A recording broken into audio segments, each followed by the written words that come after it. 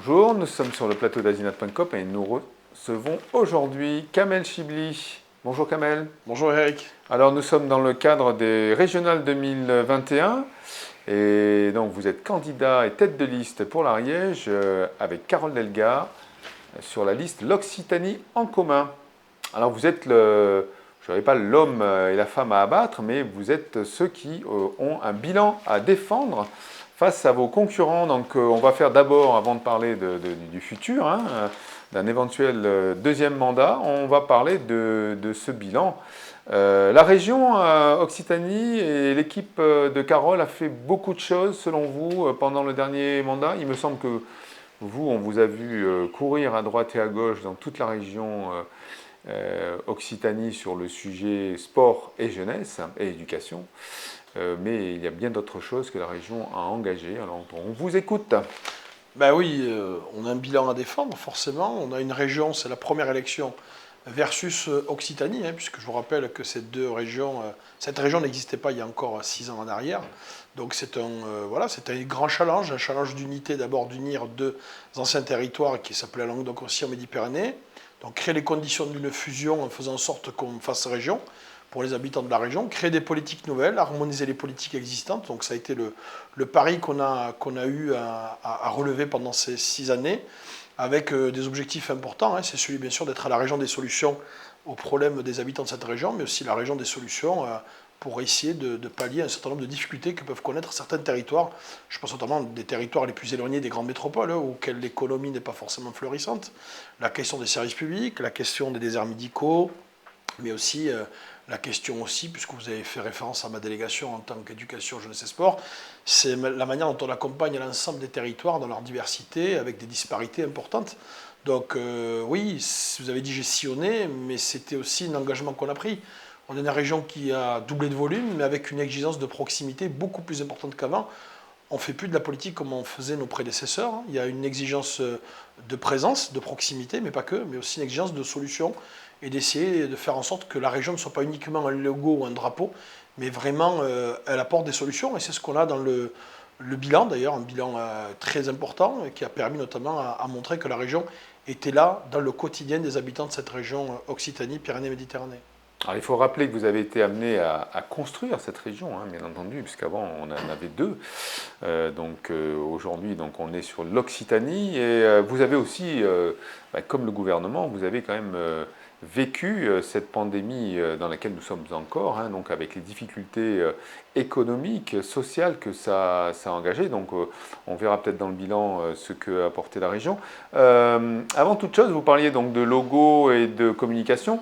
C'est souvent la critique qui est faite par vos concurrents. C'est en gros, Carole Delga et la région Occitanie, c'est beaucoup de com et beaucoup de saupoudrage. Donc on va essayer de voir avec vous si ce n'est que ça ou pas. Juste peut-être un commentaire par rapport à ce que vous dites. Quand vos adversaires commencent à parler que la critique c'est uniquement le logo et la communication, c'est plutôt rassurant, ça veut dire qu'il n'y a aucun élément sur le fond. Donc je suis plutôt réjoui qu'on ait relevé que ça, donc ça veut dire qu'ils ont relevé pas grand-chose d'autre. Donc c'est plutôt positif pour nous. Je les remercie d'ailleurs. Ok. Alors donc, au-delà de cette petite boutade, prenons le point par point. Donc accompagnement des collectivités locales. Vous avez essayé de structurer un peu les collectivités locales du territoire autour de cette grande bannière qui est l'Occitanie. Oui, mais il y a plusieurs enjeux. D'abord, depuis très peu, on a des regroupements de comités de communes, puisque nous avons maintenant dans le département de l'Ariège 8 comités de communes, avec notamment des grandes comités de communes, notamment celle du Couserans. Donc ça veut dire qu'il y a vraiment des enjeux énormes en termes d'infrastructures, en termes de projets sur chaque bassin de vie. On le voit sur le Mirapessien, on le voit sur le Pays d'Ol, mais dans les 4 coins du département. Donc il a fallu bien sûr accompagner, notamment sur des politiques ambitieuses, sur des projets structurants. Je pense aux piscines aquatiques dans les 4 coins du département. Je pense aussi à des infrastructures sportives. Mais je pense aussi à tout ce qui est des maisons de services publics. Donc il a fallu accompagner. Et puis l'ensemble des communes, je rappelle qu'on a 327 communes sur le département de l'Ariège, donc c'est pas neutre. Des communes disparates, des petites communes toutes petites et des communes plus importantes, même si on reste dans une strate très raisonnable, puisque la plus grande commune de l'Ariège fait 16 000 habitants, c'est pas nier. Mais il a fallu accompagner toutes les communes. Il faut savoir que il n'y a rien de pire que d'avoir le sentiment d'être oublié par les politiques publiques. C'est pour ça que quand nous sommes arrivés en responsabilité avec Carole Delga, nous avons voulu mettre en place un nouveau pacte de travail avec l'ensemble des communes, c'est-à-dire accompagner tous les petits projets. Et petits projets, ça ne veut pas dire que ce n'est pas important, mais les petits projets, ça correspond bien sûr à l'environnement de chaque commune. Vous avez des communes qui ont investi sur notamment la réfection ou la création de logements pour des habitants, pour accueillir de nouvelles populations, pour faire en sorte qu'elles soient attractives, notamment pour les questions des écoles. Nous avons des collectivités qui ont engagé de la rénovation sur notamment les bâtiments pour qu'ils soient mieux, je dirais, par rapport à la question de la rénovation énergétique. Je pense notamment aux salles polyvalentes, je pense aux écoles, ceux qui parlent, ceux qui nous écoutent, ceux qui nous regardent. Je pense aussi aux infrastructures sportives. Dans une commune, c'est important d'avoir son petit city park, son petit city stade ou son petit skate park. Ça dépend des projets. Donc voilà, tout ce qui fait la vie du village, si j'ose dire, et de la ville. Si la collectivité, qui est la région, qui un peu fait le rôle de grand frère, n'est pas là pour accompagner, parfois les projets ne peuvent pas être réalisés parce que par faute de financement. Donc la région, pour la première fois, elle a effectivement été beaucoup plus accompagnatrice. Et un élément supplémentaire, ça ne va pas parler à ceux qui nous regardent, mais les bourgs-centres, ce qu'on appelle ceux qui font la centralité, je pense à une vingtaine de communes dans le département qui ont l'ensemble des services d'un bassin de vie, d'une vallée, ces communes-là, elles ont besoin d'être soutenues de façon plus importante. Je pense notamment aux espaces de vie. Vous savez, pour qu'une ville soit attractive et qu'elle accueille une nouvelle population, il faut qu'on l'aménage, il faut que les entrées soient sympathiques, soient agréables, il faut qu'on requalifie le logement insalubre, il faut qu'on accueille des nouveaux commerçants, voilà, etc. Tous ces petits services-là, la région, avec ses contrats bourg-centre, elle a permis d'accompagner de façon plus importante ces communes. C'est l'avenir d'un département. Si vous voulez accueillir de nouvelles populations, il y a l'économie, mais il y a aussi l'attractivité, mais il y a aussi le cadre de vie d'une ville et d'un village. C'est ce qu'on a essayé de faire pendant ces 6 années. Alors, accompagnement des collectivités, renforcement de l'attractivité des communes et des territoires. Un gros dossier qui représente quand même un montant dans le budget de la région qui est assez important, c'est le transport et les mobilités. On voit tous les jours, en Ariège, quand on a la chance d'être pas loin de la RN20, on voit aussi le train rouge de la région splendide, et puis les bus Lio qui traversent la région, les fameux bus à 1 euro. Donc là également, ça a été un effort qui a été fait par la région, qui entre-temps, depuis quelques années, a repris aussi le transport scolaire, qui n'était pas forcément dans ses compétences, qui était départemental. Là aussi, un effort de la région et un bilan qui est satisfaisant selon vous ? Il est satisfaisant, vous avez raison. On a récupéré la compétence il y a à peu près 5 ans. Il faut savoir que la compétence transport, pour ceux qui nous écoutent, c'était géré par les départements.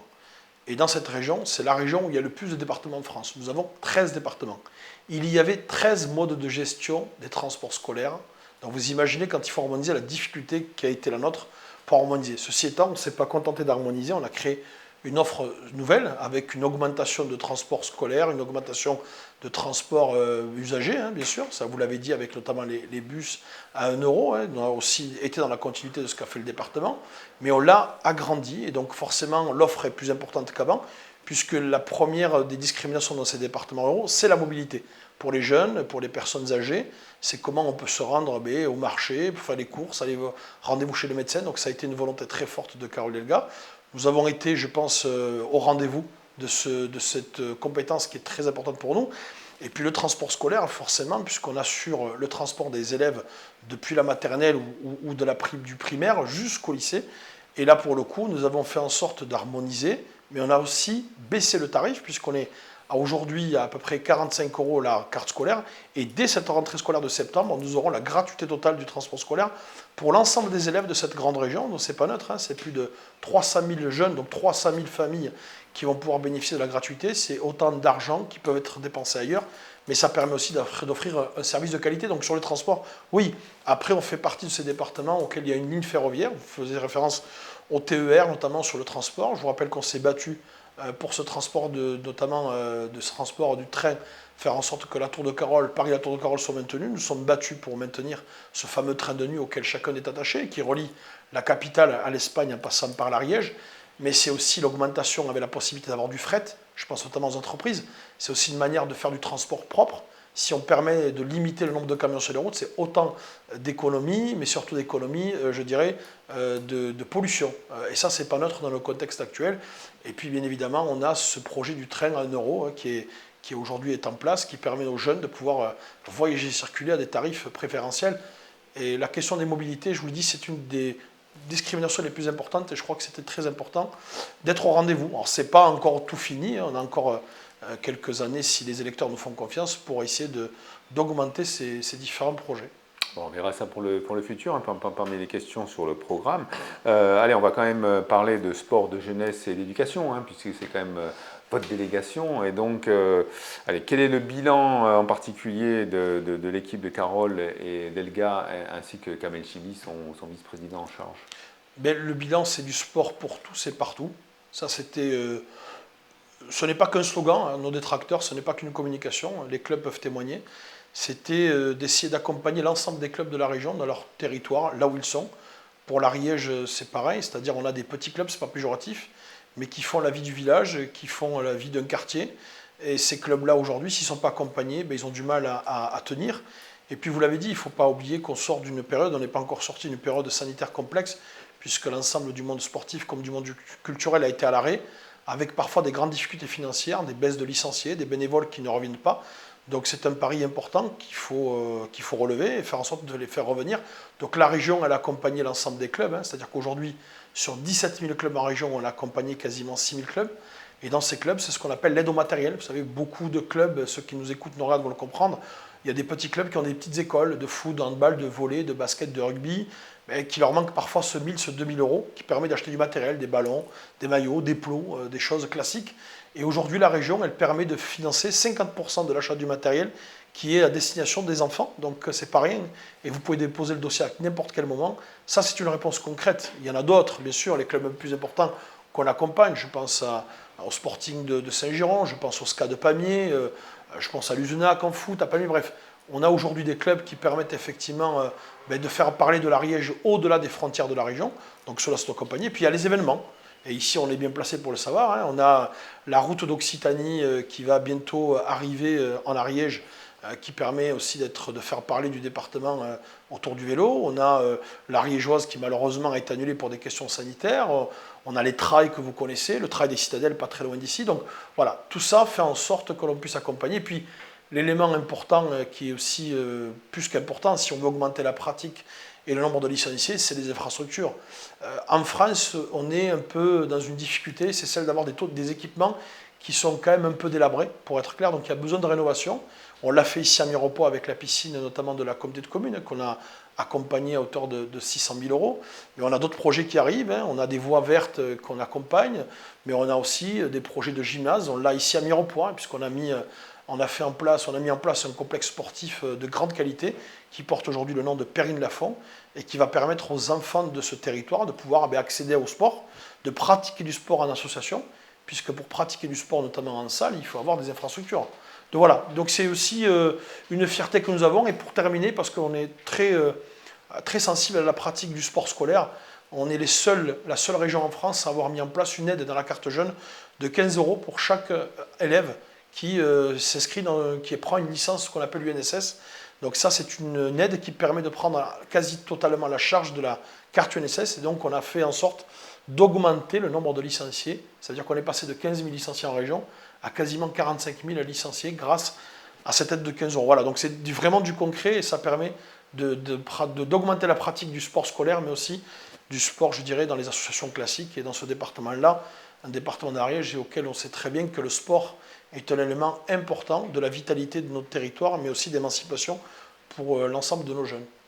Alors, on peut en parler de la carte jeune, où on a aussi l'opération Ordilib, qui a été très utile, notamment dans cette période de Covid, où les établissements ont été obligés de faire face à une pédagogie compliquée à distance, qui n'était pas du tout évidente, qui a été permise par les réseaux Internet et notamment le matériel qui avait été fourni par la région avec cette opération. Mais ça, on en a déjà parlé quand on s'était vu par le passé. Kamel, merci beaucoup. Alors donc, on va parler du futur. Vous m'avez amené le prospectus en journal. C'est un genre de journal. C'est un journal où il y a une petite présentation du projet et de la présidente actuelle. Et donc, on voit que vous avez deux en gros deux grandes leitmotifs. C'est la région inclusive pour le futur, donc avec la santé notamment et la priorité à l'éducation. Et puis la région à énergie positive. On sait que c'est aussi un combat, on a parlé de trains, des projets de trains à hydrogène, ou aussi d'être une région, je crois qu'au niveau national, Carole Delga a vendu sur la forme de communication, mais je pense que c'est sous la forme de projet, et vous allez nous expliquer le pourquoi et le comment de cette politique. Donc parlons d'abord en premier peut-être de santé, parce qu'on n'en a pas parlé dans le bilan. Le programme autour de la santé, on sait que nos territoires ruraux, il y a des difficultés pour combler les déserts médicaux. Donc est-ce que la région va appuyer ou aider encore une fois les collectivités territoriales, notamment les communautés de communes avec les maisons de santé et autres, à essayer d'avoir des médecins et des spécialistes, parce que c'est souvent les spécialistes qui font défaut. Mais il y a un élément qui est important, vous n'en avez pas fait référence, mais qui est déjà une politique engagée par la région, c'est l'accompagnement de la création des maisons pluridisciplinaires, les maisons médicales de santé, qui sont essentielles. C'est-à-dire que sans ces maisons médicales-là pour accueillir les médecins, vous n'y arriverez pas. Donc là-dessus, il y a un accompagnement conséquent, puisque la région a accompagné plus d'une centaine de maisons médicales à l'échelle de la région, et dans le département de l'Ariège, de nombreuses maisons médicales. Je pense à celle de la Blanée, je pense à Prat-de-Bon-Repos, je pense à la Bastille de Sérou. Il y a beaucoup de maisons de santé qui ont été accompagnées, mais on se rend compte qu'effectivement, ce n'est pas une fin en soi, et que la vraie problématique, elle n'est pas d'aujourd'hui, c'est l'accueil des médecins. C'est-à-dire comment on arrive en sorte d'attirer ces médecins. C'est pour ça que Carole Delga, d'ailleurs, les détracteurs ont critiqué cette idée, mais qui a été saluée par beaucoup de maires qui nous ont écrit, c'est notamment le recrutement des médecins. Aujourd'hui, nous gérons, nous, en termes de compétences, vous savez, l'Institut de formation des infirmiers, infirmières, à Pamiers, donc c'est aussi une manière d'accompagner tous ces aides-soignants, ces infirmiers, mais on a aussi la capacité à prendre des initiatives en matière de santé. C'est pour ça qu'il a été proposé de régionaliser, vous savez qu'on a ce qu'on appelle l'Agence régionale de santé, qui est un échelon du national, du ministère de la Santé à l'échelle régionale. Beaucoup de gens critiquent cette organisation, cette structuration. La proposition de Carole Delga, c'est de régionaliser, de donner à la région cette compétence-là. C'est pour ça qu'on a voulu d'emblée prendre le taureau par les cornes en considérant que la région pourrait recruter 200 médecins dans des endroits où c'est très difficile de pouvoir recruter des médecins. Je prends un exemple concret, le maire des Cabanes nous a écrit suite à cette idée en disant qu'il était candidat à cette proposition, au même titre que le maire de Sainte-Croix-Volvestre, qui a 2 jeunes médecins qui sont aujourd'hui, qui ont été formés notamment à Toulouse et qui ont fait quelques stages au CHAC, donc l'hôpital de Couserans, sont aujourd'hui très intéressés par cette proposition. Donc voilà, on va mettre en pratique cette idée-là, qui est une idée totalement nouvelle au plan national, mais qui va permettre, je l'espère, de régler un certain nombre de problématiques de recrutement de médecins. Et puis on a, vous savez, on a la chance d'avoir dans nos rangs, dans nos listes, en Haute-Garonne, en 2e position, Vincent Beaune, qui est le patron du SAMU 31 de la Haute-Garonne, qui aujourd'hui est candidat avec nous et qui va nous amener, comme l'a fait Michel Boussaton à l'époque, chirurgien reconnu et connu, d'amener des solutions pragmatiques au territoire. Voilà. L'État aujourd'hui n'est pas au rendez-vous. Et ce n'est pas d'aujourd'hui. Et tout gouvernement de confondu, cette question-là de déserts médicaux est un problème majeur. Mais on a vu que dans certains endroits, quand on a réussi de façon intelligente à créer les structures, à avoir une politique d'accompagnement de la santé avec un pharmacien, parce que si vous avez un médecin et que vous n'avez pas un pharmacien, ça ne va pas. Donc il faut tout un contexte effectivement d'accompagnement. Il y a l'infrastructure, mais il y a la manière aussi dont on récupère effectivement des médecins, des jeunes médecins. Et c'est ce qui est là. D'ailleurs, on aura sûrement une information à vous donner prochainement, puisqu'on aura l'expérimentation notamment à Sainte-Croix-Volvestre avec Michel Pichon, avec qui nous travaillons, en tant que président aussi du CHAC. Nous sommes en train de travailler sur le recrutement de médecins qui permettra clairement sur ce territoire du Ouest à répondre à l'attente des habitants. Donc voilà, sur la santé, on n'a pas attendu, on a déjà accompagné, mais ce n'est pas suffisant. C'est pour ça que nous passons un cap sur le recrutement des 200 médecins dont on a parlé. Je pense que ça va permettre dans certains départements ruraux comme l'Ariège de répondre à un besoin très très important. On voit que tous les médecins qu'il y a aujourd'hui, certains ne prennent plus de patients parce qu'ils n'ont plus de place. Et on ne peut pas considérer que la santé n'est pas une priorité, puisque d'abord c'est la première préoccupation et priorité des Français, et en Ariège c'est pareil. Au-delà du Covid et de la situation sanitaire, la question de la santé a toujours été une fierté pour la France, mais il faut qu'elle le reste dans le temps, et c'est pour ça qu'il faut qu'on prenne nos responsabilités, et pourquoi pas notre acte de décentralisation serait peut-être pourquoi pas le bienvenu, notamment avec l'investissement des régions sur les hôpitaux, et on le voit ici dans ce territoire, il y a besoin de rénover, de restructurer, voire de créer des hôpitaux nouveaux qui répondent aux besoins des habitants de cette région. Alors c'est bien pour la santé, là, donc on va prendre aussi un deuxième sujet relativement conséquent, hein, qui est une compétence quand même assez importante de la région, et où on va parler de l'économie et de l'emploi. Hein. Donc oui, on a vu la région, effectivement, comme l'État d'ailleurs, hein, s'investir lourdement pendant ces presque 2 ans de pandémie, hein, qui a touché quand même des fermetures administratives d'établissements, et donc on a vu la région et les communautés de communes appuyer, hein, les démarches de l'État en matière d'aide. Là, sur le programme de cette deuxième mandature, hein, pour vous, la région à énergie positive, économie, écologie, c'est possible en soutenant les entreprises et les emplois. Alors, on aimerait bien voir comment. Ben déjà, on l'a fait pendant 5 ans, hein, c'est-à-dire il faut accompagner l'innovation, bien sûr, des entreprises, leur permettre notamment de diversifier leur activité. On a vécu avec le Covid des difficultés, notamment sur les sous-traitants de l'aéronautique, qui ont essayé de trouver, bon an mal an, des opportunités pour changer, parce que malheureusement l'aviation n'était pas au rendez-vous, et notamment était en stand-by. Donc ça veut dire qu'il y a aussi un accompagnement sur la diversification, c'est le matériel, c'est des machines, parce qu'on peut faire des pièces pour l'aviation, mais on peut faire aussi d'autres choses, et on l'a vu avec des exemples sur ce territoire, je pense notamment à Mecaprec à Lavenay. C'est aussi bien évidemment la question de l'accompagnement sur la croissance, c'est les infrastructures. Je pense à l'immobilier d'entreprise. On a créé avec les communautés de communes, des zones d'intérêt régional, donc des zones d'artisanal qui permettent d'accueillir ces entreprises qui veulent se développer. Ça, c'est aussi une manière d'accompagner, ça c'est ce qu'on a fait pendant ces années. Mais c'est aussi, il ne faut pas oublier, hein, l'économie, ce n'est pas que l'industrie, ce n'est pas que le service, c'est aussi le tourisme, c'est aussi l'hôtellerie, c'est la restauration. Toutes ces structures-là ont été beaucoup accompagnées par la région. Je pense notamment pour celles qui ont voulu investir sur des machines nouvelles, celles qui ont voulu aussi rénover leurs bâtiments. Je pense notamment sur la dimension de l'économie d'énergie, parce qu'il y a beaucoup de bâtiments malheureusement qui sont pas, voilà, qui ont des déperditions et qui ne sont pas aujourd'hui sur le plan écologique, parfaite. Donc ça, c'est aussi un accompagnement fort. Mais c'est aussi la manière dont on accompagne des projets locaux, notamment de réindustrialisation. Et ici, en Pays d'Olme, on est bien placé. Au même titre que sur le territoire du Couserans en papeterie. On a essayé d'accompagner des projets locaux, notamment, je pense, à ces entreprises du textile, pour essayer de saisir des opportunités, notamment parfois la crise sanitaire. Je pense aux masques, mais pas qu'aux masques. Mais c'est voir comment on peut faire de cette crise sanitaire une opportunité sur le plan économique. Ça, la région a été vraiment moteur, puisqu'on a commandé 12 millions de masques, par exemple, en local, hein, puisqu'on a réinjecté, si j'ose dire, l'économie localement, ce qui n'a pas été l'exemple de l'État, puisque certains parlent au niveau national d'être vertueux. L'État, par exemple, sur sa commande de 100 millions de masques, elle a été remportée par des Chinois. Voilà. Donc on a beau parler de réindustrialisation locale et de faire en sorte de faire travailler les entreprises locales, mais il faut en tout cas montrer l'exemple. C'est ce qu'on a fait en région, en créant Occitanie Protect, avec les entreprises locales de Lavenay, que ce soit Biotech, que ce soit ex-Adient Sage, mais aussi avec Tissage Qatar. C'était une manière de dire on va accompagner les entreprises, on va recréer de l'emploi, et pourquoi pas, on va renouer peut-être avec cette histoire qui a meurtri de bon nombre d'habitants de ce territoire du Pays d'Olme. Mais au-delà de ça, c'est aussi l'accompagnement sur le développement. Hein. J'ai dit aux machines aussi, mais j'ai dit aussi la manière dont on accompagne les communes sur des projets d'accueil, hein, des entreprises, des nouvelles entreprises. Donc ça, c'est aussi un travail qui est important.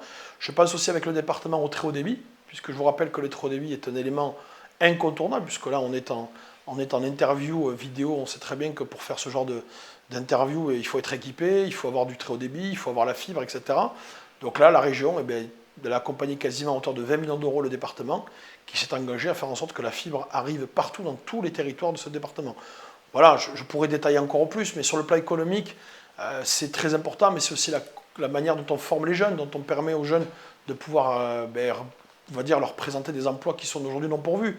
Je faisais une réunion il n'y a pas longtemps avec les chambres consulaires, donc chambre de commerce, chambre des métiers, chambre d'agriculture, sur les différents emplois qui ne sont pas pourvus aujourd'hui. Donc c'est comment on arrive à allier effectivement les formations dans les lycées en adéquation avec les besoins des entreprises, mais à l'échelle très locale et pas à l'échelle académique. Voilà. Je ne vais pas rentrer dans les détails parce que ça serait très technique, mais en tout cas, la question de l'emploi est primordiale. On traverse une crise sanitaire sans précédent. La région, pendant ces 1 an, elle a été au chevet des petits commerces. Je pense à ceux qui avaient du mal à payer leur loyer. Je pense à ceux qui ont dû investir pour pallier notamment à des investissements sur la crise sanitaire.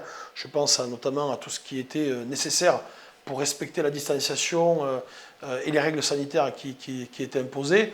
Donc, la région, elle accompagnait l'ensemble des petits commerces, des hôtels, des restaurants, pour essayer bien évidemment de répondre à ça et puis surtout de leur permettre de pouvoir, je dirais, ne pas disparaître pendant ce temps qui a été un temps long, puisqu'on est sur un temps de quasiment un an, mais au même titre que le monde associatif a été accompagné pour essayer de ne pas succomber pendant cette crise. Alors l'État d'ailleurs a joué aussi son rôle, puisqu'il y a eu un bon nombre d'aides et d'accompagnements, mais la région, avec les comités de communes, ce qu'on appelle le fonds local, a permis d'accompagner des centaines d'entreprises dans le département de l'Ariège.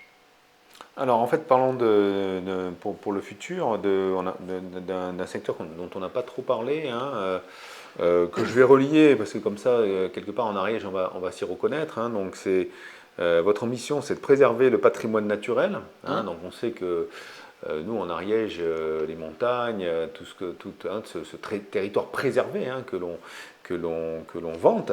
Et puis la région aux côtés des agriculteurs et de sa ruralité. Alors on sait que par le passé, il y a eu des politiques qui ont été proposées. Je parlais pour la montagne, le Parlement de la montagne et les actions qui sont engagées là-dessus. Mais vous parlez de bio, de label qualité. Est-ce qu'on peut parler un petit peu de cet appui de la région à cette tendance lourde qu'on reconnaît chez les citoyens d'Occitanie d'ailleurs? Vous touchez un point essentiel, puisque je rappelle à ceux qui nous écoutent, qui nous regardent, que le premier employeur de la région, c'est l'agriculture et l'agroalimentaire. C'est le premier employeur. Loin devant l'aéronautique, loin devant le tourisme. Donc ça, il faut quand même le savoir. Donc ce sont nos agriculteurs, nos éleveurs, qui font tourner, je dirais, l'économie régionale, et je pense bien sûr à nos viticulteurs, qui ont subi pour certains des difficultés, notamment avec le gel. Donc, clairement, l'agroécologie est un sujet majeur. On est la première région bio de France. Voilà. On a effectivement des agriculteurs qui s'engagent dans le bio, mais qui s'engagent aussi sur des modèles beaucoup plus vertueux. On a une région qui est au chevet de bon nombre d'éleveurs, notamment sur les investissements, sur l'accompagnement des infrastructures, sur aussi la manière dont ils peuvent chacun d'entre eux, commercialiser leurs produits. Et je pense aussi notamment à la volonté qu'on a eue depuis le départ de créer l'Occitanie dans mon assiette. Donc c'était de dire, l'Occitanie dans mon assiette, c'est nos producteurs, nos produits qui viennent de la terre doivent être d'abord consommés par nos jeunes lycéens, nos jeunes collégiens et des différents établissements scolaires. Donc ça, c'était un engagement très important. C'est rapprocher le producteur de l'assiette des élèves et aussi du consommateur. La crise, elle a eu, je ne vais pas dire une vertu, mais elle a permis notamment à certains de considérer qu'on pouvait s'alimenter en local. C'est pour ça qu'il y a eu un certain nombre d'initiatives, je pense à des drives, que moi j'ai initié aussi en tant que président du parc naturel des Pyrénées ariégeoises, pour montrer que nous avons des produits de qualité autour de nous et qu'il fallait faire confiance à nos éleveurs, nos agriculteurs, et qu'on avait bien sûr une économie à réinjecter localement. C'est ce qu'on a fait. La dimension agriculture, vous le savez, moi je suis très attaché à ce qu'on puisse développer des produits de qualité. Je pense notamment au fromage. On a réussi à obtenir, après 10 ans de galère, une reconnaissance de label, notamment pour la tombe du fromage des Pyrénées. La tombe des Pyrénées, ça a été une reconnaissance incroyable, qui rentre aujourd'hui dans les grands fromages, au même titre que le Roquefort ou le Rocamadour. Donc c'est aussi une chance pour nous, mais c'est aussi une responsabilité. C'est la manière dont on accompagne des éleveurs, la manière dont on accompagne pour la production de lait. Ça veut dire qu'on peut payer le lait de qualité, on peut le payer à un prix qui permette à l'éleveur de pouvoir, bien sûr, vivre de ce prix-là, ce qui n'est pas le cas des grandes distributions ou des grandes entreprises qui achètent le lait très, très peu cher, ce qui n'est pas le cas notamment de certains fromages de qualité. Donc après, il y a toute la dimension, bien sûr, de l'accompagnement de nos éleveurs sur notamment la question du bio, je l'ai dit, mais il y a aussi la question pour beaucoup d'éleveurs de pouvoir commercialiser leurs produits dans notre département. On accompagne par exemple la Chambre d'agriculture qui est en train de créer la marque Ariège Pyrénées. Ça, c'est un élément important qui permet aussi de se différencier, mais d'avoir aussi un label qui permette à nos producteurs de vendre. Donc voilà, tout ça, ça fait partie d'un package global que l'on met en place. Et aujourd'hui, c'est clair qu'il y a vraiment un besoin de continuer l'accompagnement de nos éleveurs, de nos agriculteurs, qui font la fierté de notre région et qui sont aussi nos ambassadeurs. On a organisé un événement, pas plus tard que le week-end dernier, qui s'appelait Destination Parc, qui a permis notamment à nos producteurs de la marque Parc Ariège Pyrénées de pouvoir valoriser leurs produits auprès des habitants de ce département. C'est le rôle des politiques de valoriser, mais c'est aussi le rôle des politiques d'aller voir la grande distribution et de leur dire « vous devez jouer le jeu ». Et je prends l'exemple, c'est pas pour faire de la publicité, mais le Super U de Mirepoix qui est juste à côté d'ici, joue totalement son rôle, puisque lui, il a quand même carrément créé un espace dédié à la valorisation des produits locaux. Voilà. Tout ça, c'est notre responsabilité. Et pour terminer là-dessus, dans les lycées, on achète 66 millions d'euros de denrées alimentaires chaque année pour nourrir l'ensemble des lycéens. Vous imaginez un instant, si les 80% de cette somme étaient dirigés dans l'économie locale, c'est-à-dire chez nos agriculteurs, ce que ça peut générer. Donc voilà, c'est l'engagement qu'on a pris. On a créé ce label Occitanie Mon Assiette. On va passer à une étape supérieure. On va faire en sorte qu'il y ait plus de 70% de produits bio locaux dans nos cantines sur l'ensemble des lycées. Merci Kamel sur ces propos-là. De toute façon, l'heure tourne, hein, je m'aperçois que l'heure tourne. Ouais, je suis très long dans mes réponses, désolé. Voilà, mais on avait quand même dit qu'il y avait un score à battre, donc on va voir si on peut le battre. Donc je rappelle quand même que dans le collectif ariégeois, hein, sur la liste est avec vous Isabelle Piquemal hein, de Boussenac, Alexandre Bermand de Tarascon-sur-Ariège, Pascal Canal, que l'on connaît de Foix, Michel Doussat de Saint-Jean-du-Falga et Lydia Blandinière de l'Ezat-sur-Lèze. Alors, avant que l'on se quitte, je pose une question à tous les candidats. Hein, c'est quelque part, on promet, hein, comme beaucoup d'élections malheureusement en France aujourd'hui, un taux d'abstention record. Et donc, la question que je pose à tous, c'est...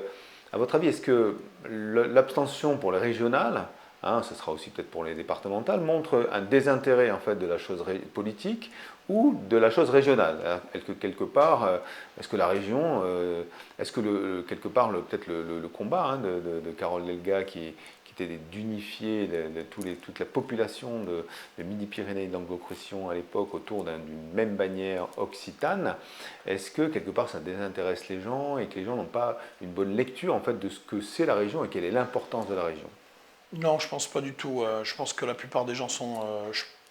On a fait des sondages pendant le mandat, on a vu que les gens étaient très attachés à leur région, qu'ils avaient une bonne perception des politiques régionales. Néanmoins, la réalité, c'est qu'on ne faut pas faire comme si on ne sort pas d'une situation compliquée. Ça fait 1 an de crise, on est encore dans la crise. On a des gens qui essaient de se battre pour avoir le vaccin, on a d'autres qui essaient de sauvegarder leur emploi, d'autres qui essaient de sauver leur entreprise, et d'autres, des parents ou des grands-parents qui sont inquiets pour savoir si leurs enfants vont avoir le bac à la fin d'année et savoir si on va avoir des perspectives d'insertion dans l'activité. Donc autant vous dire que la préoccupation des Français aujourd'hui n'est pas celle des échéances électorales. Néanmoins, le rôle du politique que je suis, d'un vice-président sortant, c'est d'appeler les habitants aux urnes, parce que forcément la région, on en a besoin. Je pense notamment aux lycéens qui ont été accompagnés par l'ordi, les manuels scolaires gratuits, le gratuit des transports scolaires. Je pense aussi à toutes ces entreprises qui vont avoir besoin d'aide, qui vont essayer d'investir et qu'on va devoir accompagner, mais qui ont aussi besoin d'aide. Je pense à toutes ces femmes et ces hommes qui auront besoin d'être soutenus dans leurs difficultés, mais je pense aussi voilà, à tous les personnes les plus âgées qui sont parfois en situation de précarité, de difficulté, d'isolement.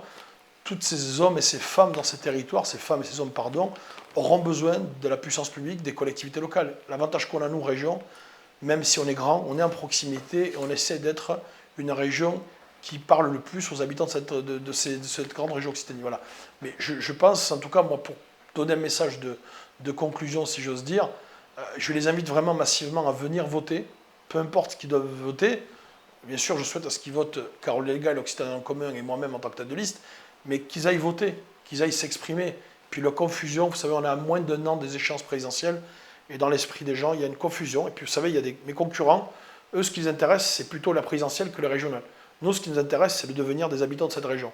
Alors que les autres, ils sont plus préoccupés de savoir si le président en place va rester, d'autres savoir si le président va prendre la place à l'autre président, et d'autres qui essaient de compter les points à la fin de l'élection. Nous, ce que l'on veut compter, ce n'est pas les points, c'est la capacité qu'on aura à gérer cette région et répondre aux attentes des habitants. C'est ça l'objectif.